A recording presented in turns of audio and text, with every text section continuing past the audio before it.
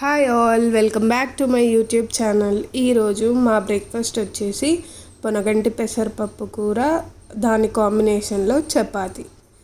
మనం ప్రొసీజర్లోకి వెళ్తే ముందుగానే కట్ చేసి పెట్టుకున్న 4 పొనగంటి కట్టలు, అలాగే 2 మీడియం సైజు ఉల్లిపాయ, అలానే మనం 1 గంట కింద నానబెట్టుకున్న 1 కప్పెడు పెసరపప్పు.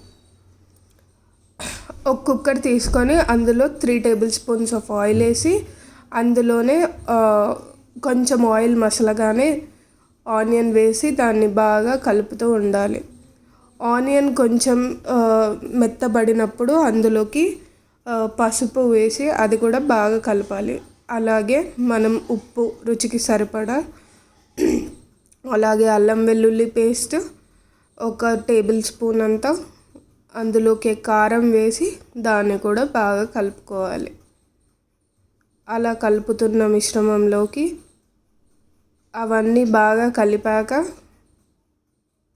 దాంట్లోకి మనం ముందుగానే కట్ చేసి వేరు పెట్టుకున్న పొనగంటి ఆకులు వేసేసి దాన్ని కూడా బాగా తిప్పాలి.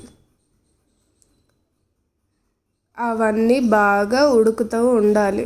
అలా ఉడికిన దాంట్లోకి ఇలా వాటర్ పైకి వచ్చింది అన్నప్పుడు మనం ముందుగానే నానబెట్టుకున్న పెసరపప్పు కూడా వేసేసి అది కూడా ఒక 10 నిమిషాల పాటు ఉడకనివ్వాలి. పప్పు మెత్తబడింది అన్నప్పుడు మనం స్టవ్ నుంచి కూరని దించేసుకొని అలాగే మనం చపాతీ కూడా చేసేసుకొని ఆ 2 సర్వ్ చేసుకొని తింటే ఆహా అనాల్సిందే.